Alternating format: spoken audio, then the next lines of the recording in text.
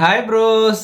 இன்றைக்கி நம்ம என்ன வீடியோ பார்க்க போகிறோன்னா, நம்ம வீடியோ பார்க்கல, ஆக்சுவலாக இது வந்து என்னோடய ஃபஸ்ட்டு ரிவ்யூ வீடியோ. நம்ம தளபதி அவரோட லாஸ்ட்டு படம் ஜனநாயகன். ஸோ அந்த படத்தோட நான் வந்து என்னோடய ஃபஸ்ட்டு ரிவ்யூவை ஸ்டார்ட் பண்ணுறேன். படம் எப்படி இருந்துச்சு, படத்தோட பிளாட் என்ன, மேக்ஸிமம் ஸ்பாய்லர்ஸ் இல்லாமல் நான் வந்து சொல்கிறேன். நீங்கள் வந்து இது வந்து என்னோடய ஃபுல் பெர்ஸ்பெக்டிவ், லைக் என்னோட பாயிண்ட் ஆஃப் வியூ தான் இது. எனக்கு இது எப்படி இருந்துச்சு அப்படின்றத நம்ம வீடியோக்குள்ளே போய் பார்த்துடலாம். This is Shivi entertainment. பார்த்துடலாம்.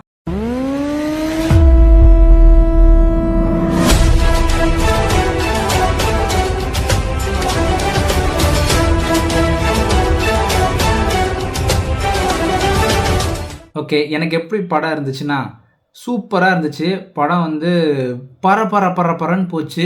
எந்த ஒரு இடத்துலையும் லேக் அடிக்காமல், போர் அடிக்காமல் சூப்பராக போச்சு. படத்தை பற்றி சொல்லணும்னா, படத்தோட கோர் கான்செப்ட் வந்து தளபதி வெற்றி கொண்டான்னு ஒருத்தர் இருக்காரு. அவர் வந்து ஒரு குழந்தைய வளர்க்க வேண்டிய நிலைமை வருது. அந்த குழந்தை ரொம்ப பயத்தோடு இருக்குது. அவர் எப்படி அந்த பயத்தை போக்குனாரு, அட் த சேம் டைம் நம்மளோட தமிழ்நாட்டை எப்படி காப்பாற்றினாரு, தமிழ்நாடு இல்லை ஹோல் இந்தியாவே காப்பாற்றுறாரு. ஸோ அந்த மாதிரி வந்து ஸ்டோரி எடுத்துகிட்டு போயிருக்காங்க. ஷார்ட்டாக சொல்கிறேன், இந்த படம் மட்டும் எலெக்ஷனுக்கு முன்னாடி வந்துச்சுன்னா கண்டிப்பாக வந்து 108 எடுத்த இடத்துல அவர் வந்து ஆல்மோஸ்ட் 140 150 கூட எடுத்துருக்கலாம். ஏன்னா படம் அந்த மாதிரி இருந்தது. தளபதி படம் இவ்வளோ ஃபாஸ்ட்டாக மூவ் ஆனது இதான் ஃபஸ்ட் டைம் நான் பார்க்குறேன். Like director Hari sir movie இருக்குல்ல, அதில் அந்த படம்லாம் சாமி, சிங்கம் அதெல்லாம் எவ்வளோ ஃபாஸ்ட்டாக மூவ் ஆகுமோ அதே மாதிரி எனக்கு இந்த படம் ஃபாஸ்ட்டாக மூவ் ஆச்சு.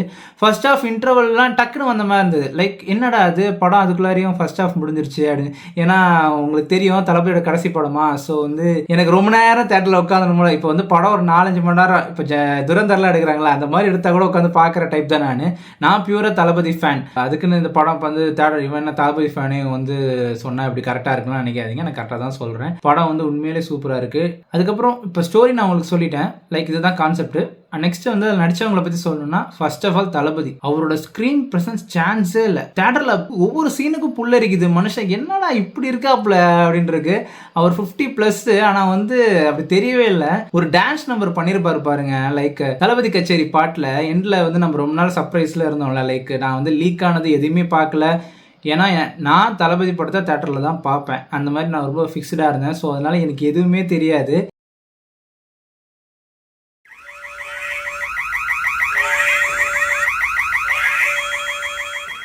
ட்ரெய்லரில் வந்ததை தவிர மற்ற எதுவுமே எனக்கு தெரியாது. கதை தெரியும், கேசரியோட கதை அப்படின்றது தெரியும். பட் ஆனால் எந்த ஒரு இடத்துலையுமே இது பகவந்த் கேசரி தான் அப்படின்ற மாதிரி இல்லை.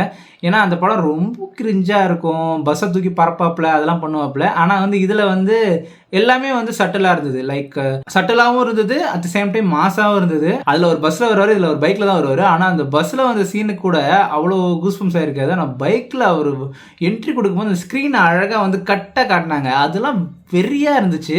இதெல்லாம் ஸ்பாய்லர் கேட்டகரியில் வருமானு தெரில. நான் வேறு எல்லாத்தையும் வளரின்னு இருக்கேன். ஸோ அதனால் இப்பயே ஸ்பாய்லர் அலர்ட் போட்டுறேன். சில கொஞ்சம் விஷயம் வந்து எனக்கு சொல்லாமல் இருக்க முடியாது. ஏன்னா இந்த ஒரு ரிவ்யூ தான் நான் பண்ணுவேன். அதுக்கப்புறம் வந்து ஜனநாயகனை பற்றி ஏதாவது வீடியோஸ் யாராவது போட்டால் பண்ணுவேன். பட் அது தெரில எந்த மாதிரின்னு. ஸோ அதனால் நான் சொல்கிறேன். நான் இதுக்கு முன்னாடியே என்ன பண்ணிடுறேன், நான் ஸ்பாய்லர் அலர்ட் போட்டுறேன். அதோட நீங்கள் கட் பண்ணிட்டு போகிறதா இருந்தால் போய்க்குங்க. கோர் கான்செப்டுக்குள்ளே நான் போக மாட்டேன். அது உள்ளெல்லாம் அது போனால் அது உங்களுக்கு சுத்தமாக இதுவாகாது. எனக்கு இந்த மாதிரி சில கூஸ்பம் சீன்ஸ் இருந்துச்சு. அதெல்லாம் எனக்கு ரொம்ப பிடிச்சிருந்தது. முக்கியமாக அந்த தளபதி என்ட்ரி கார்டு வந்து honourable chief minister C Joseph Vijay அப்படின்னு போடும்போது சூப்பராக இருந்திருக்கும். எனக்கு இல்லை, ஏன்னு சொல்லுங்கள். நான் வந்து தளபதி வந்து என்ட்ரிக்கு அப்புறம் தாங்க தேட்டருக்கே போனேன். லேட் ஆகிடுச்சு. நான் கொஞ்சம் ஒரு 10 மினிட்ஸ் லேட் ஆகிடுச்சு. நான் அதுக்கே பைக்கில் தளபதி அந்த படத்தில் இன்ட்ரோவில் பைக்கில் எவ்வளோ ஃபாஸ்ட்டாக போவாரோ அதே அளவுக்கு ஃபாஸ்ட்டாக ஹெல்மெட் போட்டு தான் போனேன். போய் தொட்டேன். எனக்கு வந்து எப்படின்னா படம் வந்து நான் ஃபர்ஸ்ட் ஷோலாம் போகல. மார்னிங் ஆஃப்டர்நூன் எந்த ஷோவும் போல. எனக்கு ஒர்க் இருக்குது, கம்பெனிக்கு போகணும். ஸோ கம்பெனியில் ஒர்க் முடிச்சுட்டு நான் நைட் ஷோ தான் போனேன். நைட்டு வந்து ஒரு 11:40 ஷோக்கு தான் போனேன். இங்கே ஒர்க்லாம் கொஞ்சம் இருந்துச்சு. இந்த யூடியூப் சேனல் இருக்குது, எடிட்டிங் இருக்குது, அது எல்லாத்தையும் பண்ணிட்டு இருந்தேன். கடைசியில் 11க்கு கிளம்புனா கரெக்டாக இருக்குன்னு நினச்சேன். அது அப்படியே கொஞ்சமாக 11:20 ஆயிடுச்சு. பார்த்தீங்கன்னா 20 நிமிஷத்தில் நான் வந்து தேட்டர் ரீச் பண்ணுற மாதிரி ஆயிடுச்சு. இப்போ தேட்டர் இங்கேருந்து 30 நிமிஷத்துக்கிட்ட. பைக் அந்த முறுக்கி போனாலும் உள்ளே போகும்போது 11:50 கிட்ட ஆயிடுச்சு. அதனால தளபதியோட அந்த சிஎம் அந்த டைட்டில் கார்டு நான் பார்க்கல. அதுக்காக நான் விட்டுற மாட்டேன். நான் வந்து போகிறேன், திருப்பியும் வந்து தேட்டருக்கு போவேன். அந்த டைட்டில் கார்டு கத்தியே ஆவேன். ஏன்னா அது நான் வந்து என்னதான் அவாய்ட் பண்ணாலும் யோசிச்சு பாருங்களேன். நேற்று காலையில் படம் ரிலீஸ் ஆயிடுச்சு. மேபி இந்த வீடியோ இன்னைக்கு ஈவினிங் நான் போட்டோன்னு வச்சிங்களேன். நேற்று காலையில் படம் ரிலீஸ் ஆச்சு. காலையிலேருந்து ஈவினிங் நைட் ஆல்மோஸ்ட் 11 வரைக்கும் நான் இன்ஸ்டாகிராம்குள்ளே போவே இல்லை. இதுதான் ஃபர்ஸ்ட் டைம் நான் போவே இல்லைன்னா எப்படி சொல்கிறது, திடீர்னு ஒரு யதார்த்தமாக போவோம்ல, அந்த மாதிரி யதார்த்தமாக நான் அதை கிளிக் பண்ணிட்டேன்.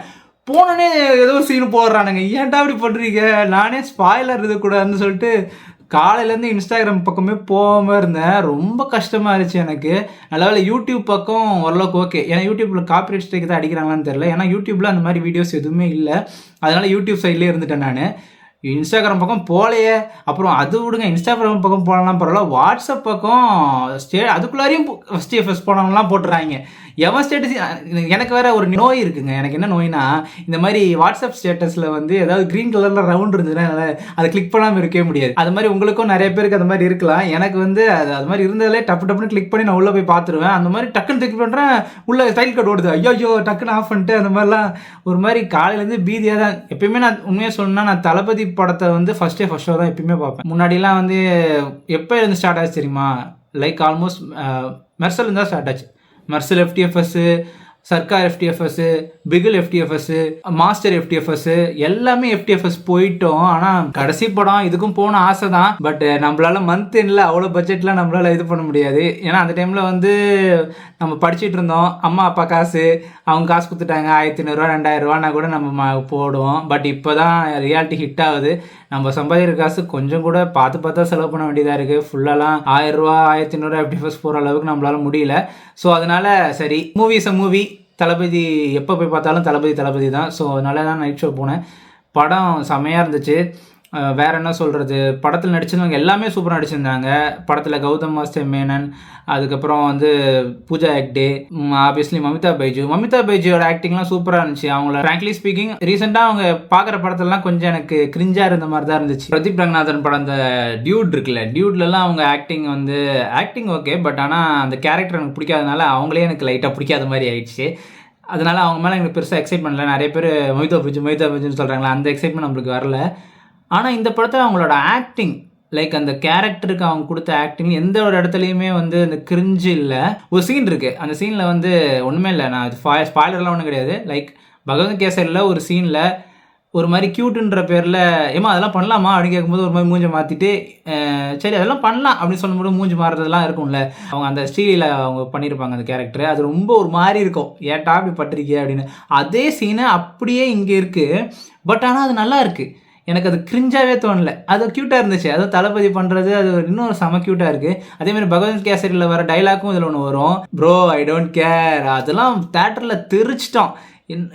அதுவும் அவரோட படத்தை வேறு ஸ்க்ரீனில் பார்க்குற மாதிரிலாம் சீன்ஸ் வச்சுருக்காங்க. ஸோ அவருக்கு பாலையா மேலே ஒரு இருக்கு போல. யோசிச்சு பாருங்களேன், பாலையா வந்து இப்போலேருந்து நடிச்சிட்டு இருக்காரு, பட் அவர் பீக் இப்போ தான் ஆயிருக்கு. லைக் அந்த படம் நேஷனல் அவார்டு பீக் ஆயிருக்கு. அவர் முன்னாடி மாதிரி இல்லை, இப்போலாம் சோஷியலி ரெஸ்பான்சிபிளான படம்லாம் எடுக்கிறாரு. ஸோ அதனால தான் எனக்கு தெரிஞ்சு தளபதிக்கு அவரோட அந்த படம் பிடிச்சிருக்குன்னு நினைக்கிறேன். அதில் இருக்கிற சீன்ஸ் அப்படியே சில இதில் இருக்குது. லைக் அந்த குழந்தைங்களுக்கு சைல்டு அப்யூஸ்லாம் வந்து தடுக்கிறதுக்காக அந்த குழந்தைங்களுக்கு அவர் சொல்லிக் கொடுக்குறதாகட்டும், அதெல்லாம் வந்து அந்த படத்துலேயே சூப்பராக இருந்துச்சு. அதை வந்து இதில் இப்போ எடுத்து அப்படியே ரீக்ரியேட் பண்ணியிருக்காரு. ஆனால் இவர் தளபதி ஸ்டைலில் பண்ணியிருக்காங்க, அதெல்லாம் எனக்கு ரொம்ப பிடிச்சிருந்தது. இந்த படத்துக்கு எதுக்கிட்ட ஏ சர்டிஃபிகேட், அந்த ஒரு சீன் மட்டும் நீங்கள் போய் தேட்டரில் பாருங்கள். சத்தியமாக இந்த படம்லாம் ஏ சர்டிஃபிகேட் கொடுக்குற அளவுக்கு எல்லாம் இல்லைங்க ஒன்றுமே. படத்தில் யூஏவே கொடுக்கலாம், ஒன்றும் இல்லை. சில இடத்துல தலை வெட்டுற மாதிரிலாம் காட்டுறாங்க, பட் ஆனால் அதெல்லாம் வந்து பிளர் பண்ணி தான் காட்டுறாங்க. பிளர் பண்ணி காட்டினாலே அப்புறம் அங்கே எங்கே ஏ சர்டிஃபிகேட் இருக்குது? ரத்தம் தெறிக்க இருக்கணும், உள்ளே இருக்கிற பார்ட்ஸ்லாம் வெளியே காட்டுற மாதிரி இருந்தால் தானே அது ஏ சர்டிஃபிகேட் படம். ஸோ இது வந்து ஏ சர்டிஃபிகேட் கேட்டகரியில் வரவே வராது. இவங்க ஏதோ அந்த பொலிட்டிக்ஸ் அந்த இதில் வந்து கலெக்ஷன் அதிகமாக அடிச்சிடக்கூடாதுன்றதுக்காகவா என்னன்னு தெரில ஏ சர்டிஃபிகேட் கொடுத்துருக்காங்க. பட் அது ரொம்ப தப்பு. ஆக்சுவலாக ஏ சர்டிஃபிகேட் கொடுக்குற அளவுக்குலாம் படத்தில் அவ்வளோ கொடூரமாலாம் எதுவுமே இல்லை, சூப்பராக இருந்துச்சு படம். ஃபேமிலியோட போய் பார்க்கலாம், பட் ஆனால் இவங்க தான் இப்படி ஏ சர்டிஃபிகேட் கொடுத்து குழந்தைங்கள வரவிடாமல் பண்ணிட்டாங்களே. அதெல்லாம் வந்து அந்த சீன்லாம் இப்போ எல்லாருமே ஸ்டேட்டஸாக எடுத்து கட் பண்ணி போட்டிருக்காங்க. நான் கூட பார்த்தேன், அந்த போஸ்ட்டாக வந்துச்சு அந்த சீன் மட்டும். நான் வந்து எந்த ஒரு சீனையுமே வந்து ரெக்கார்ட் பண்ணல, எனக்கு வந்து ஃபுல்லாக நான் அனுபவிக்கணும். அதனால ஃபோன் எடுத்து டிஸ்ட்ராக்ட் ஆகிற ஐடியாவே எனக்கு இல்லை. ஃபோன் எடுத்து இப்படி வச்சுட்டு இந்த சீன் எடுத்து ஸ்டேட்டஸ் வைக்கணும் தோணவே இல்லை. எஸ், ஃபஸ்ட் டைம் பார்க்கும்போது அந்த எக்ஸைட்மெண்ட்லாம் அந்த ரெக்கார்ட் பண்ணியிருக்கிறது நல்லா தான் இருக்கும். பட் ஆனால் வந்து நான் பண்ணிட்டு இருந்த ஆள் தான், நான் மாஸ்டரு கோட் வரைக்கும் நான் பண்ணிட்டு தான் இருந்தேன். பட் இந்த படத்துக்கு எனக்கு தோணவே இல்லை. ஏன்னா எனக்கு அந்த மொமெண்ட்டை வந்து என் மைண்டில் இருக்குது, என் தலைக்குள்ளே இருக்குது. நான் அந்த ஃபஸ்ட் டே ஃபஸ்ட் ஷோ பார்க்கல, அந்த ஃபஸ்ட் டே நைட் ஷோ பார்த்தது வந்து அந்த படம் வந்து பார்த்தது என் மைண்டில் இருக்குது. ஸோ அதை ரெக்கார்ட் பண்ணி வச்சு ஸ்டோரேஜ் தான் ஃபுல்லாகும். அதை வந்து ஸ்டேட்டஸாக போட்டு அடுத்தவங்களுக்கு ஸ்பாய்லர் தான் ஆகும். ஸோ அதனால் நான் எதையுமே நான் ரெக்கார்ட் பண்ணல, எல்லாமே நான் எக்ஸ்பீரியன்ஸ் பண்ணேன். அது வந்து ஒரு அந்த ஆரா ஃபார்மிங்கு, தளபதியோட ஸ்க்ரீன் ப்ரெசன்ஸு யோசிச்சு பாருங்களேன். நான் இந்த வீடியோ எவ்வளோ நேரம் பேசியிருக்கேன், 15 நிமிஷம். ஆனால் ஃபுல்லாகவே தளபதி தான் பேசியிருப்பேன். ஏன்னா படமே தளபதி தான் படமே. ஜனநாயகன் வெறித்தனமாக இருக்குது. கண்டிப்பாக தேட்டரில் போய் பாருங்கள். 1000 கோடிலாம் விட்டுருங்க, அதெல்லாம் வருது வராமல் போகுது. 600 கோடி அடிக்குது, 700 கோடி அடிக்குது, பாக்ஸ் ஆஃபீஸ் கிங்கு. அவர் இப்போ எதுவுமே பண்ண தேவையில்லை. இந்த படம் வந்து நீங்கள் கடைசி படம் தளபதியோட. ஸோ அதனால் தேட்டரில் போய் ஒரு தடவை பார்த்துங்க. ஏன்னா மனுஷன் இனிமேல் தேட்டரில் நீங்கள் பார்க்க முடியாது. மேபி ரீரிலீஸில் பார்க்கலாம், பட் அவரோட புது படம் எதுவும் வராது, புது சாங் வராது, புது ட்ரெய்லர் வராது, புது டான்ஸ் நம்பர் இருக்காது. இது எல்லாமே யோசிக்கும் போது ஒரு மாதிரி மனசு உடையுது. இதில் அவங்க வேறு சும்மா இல்லாமல் கடைசியாக என் கிரெடிட் போடும்போது ஒரு வீடியோவை கட் பண்ணி போட்டாங்க பாருங்கள். ஒரு மாதிரி கண் கலங்கிடுச்சு எனக்கு உண்மையாக சொல்லவா, நான் வந்து எனக்கு தெரிஞ்ச இந்த வீடியோ நிறைய உண்மையாக சொல்லவா கேட்குறேன். ஏன்னா அது வந்து என்னோட டைப் ஆஃப் ஸ்பீச்னு நினைக்கிறேன். ஏன்னா இதான் ஃபஸ்ட் டைம் நான் வந்து ஒரு கேமராவில் ராவாக பேசுகிறது. எப்படி இதை எடிட் பண்ணி தான் நான் போடுவேன். இருந்தாலும் அப்பப்போ ரொம்ப அதிகமாக உண்மையானு கேட்குறது வந்து எனக்கே தெரியுது. போக நான் வந்து எல்லாத்தையும் நீங்கள் சொல்லுங்கள், கமெண்ட்டில் சொல்லுங்கள், இது எனக்கு சரி வரல, இது கொஞ்சம் ஆடாக இருக்குது, அது மாதிரி ஏதாவது சொன்னீங்கன்னா நான் அதை திருத்திக்கிட்டு நெக்ஸ்ட் டைமில் இருந்து நான் வந்து இன்னும் சூப்பராக பண்ணுறேன். சரி, நம்ம அந்த கான்செப்ட்குள்ளே போவோம். உண்மையை சொல்லணும்னா நான் வந்து சினிமா வந்து மாசாக பார்க்க ஆரம்பிச்சது, நிறைய பேர் ரஜினி டைமில் பார்க்க ஆரம்பிச்சிருப்பீங்க, அந்த மாதிரிலாம் இருக்கும். என்னோட ஜென்ரேஷன் வந்து தளபதி தான். விஜய் அஜித் அவங்க 2 பேரோட டைமில் தான் வந்தது. ஸோ அந்த டைமில் விஜய் அஜித் அவங்க தான் பயங்கரமான பீக்கு. ஸோ அதனால் அவங்கள நம்ம ஃபஸ்ட்லேருந்து பார்த்துட்டு வந்திருக்கோம். நான் இனிஷியலாக விஜய் ஃபேன்லாம் கிடையாதுங்க. நான் வந்து தனுஷ் தான் எனக்கு பிடிக்கும். தனுஷோட ஆக்டிங்கு, அவரோட ஃபேன் தான் நான். உண்மையாக சொல்லலாம், இனிஷியலாக ரஜினி ஃபேனாக இருந்தேன், அதுக்கப்புறம் தனுஷ் ஃபேன் ஆனேன், அதுக்கப்புறம் இப்போ தளபதி ஃபேனாக இருக்கேன். பச்சோந்தியெல்லாம் கிடையாது நான். பட் வந்து எனக்கு பிடிச்சிது. ஒரு மனுஷனுக்கு பிடிக்கிறது தப்பு இல்லைல்ல. இந்த தனுஷை பிடிக்குன்றதுக்காக இப்போ எனக்கு பிடிக்காதுலாம் சொல்ல மாட்டேன். இப்போயும் தனுஷ் படங்கள் பிடிக்கும், தனுஷை பார்ப்பேன். பட் அந்த பெர்சன்டேஜ் கம்மியாகி எனக்கு இந்த பெர்சன்டேஜ் அதிகமாகிடுச்சு தளபதி சைடில். ஏன்னா அவரோட ரியல் லைஃப்லேயும் அவர் ஒரு ஹீரோவாக இருக்கார்ல. ஸோ அதனால் எனக்கு ரொம்ப பிடிக்க ஆரம்பிச்சதுனால நான் எப்போ ஃபேனாக ஆரம்பிச்சனோ கடைசியில் பார்த்தா அவர் கிளம்பிட்டார் சினி ஃபீல்டை விட்டு.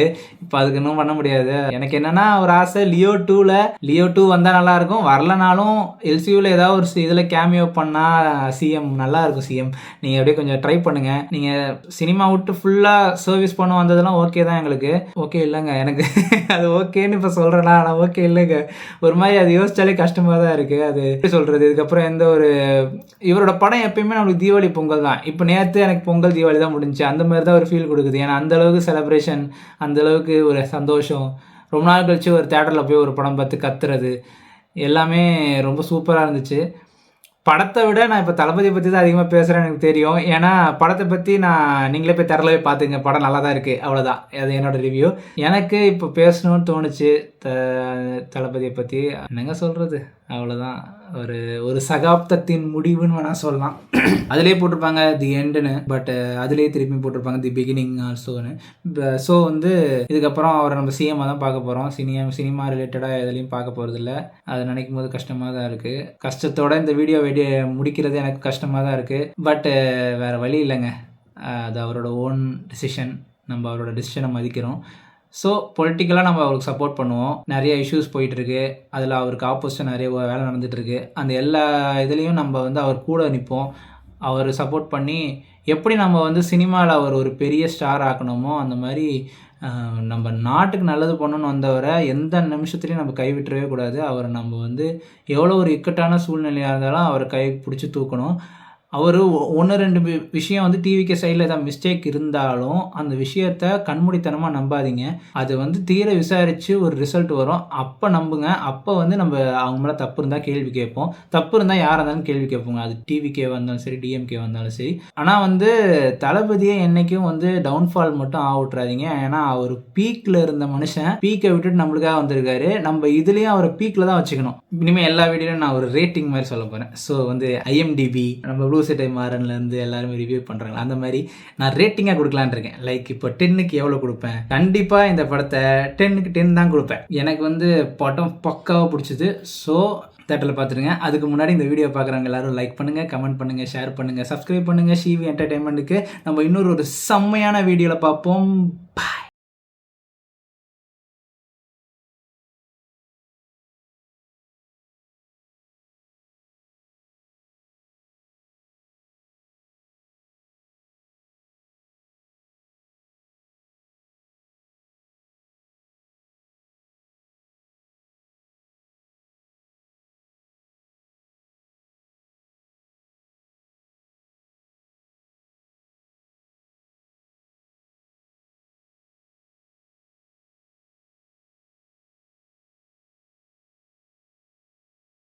ரொம்பவே கஷ்டமாவே இருக்குது மனசு.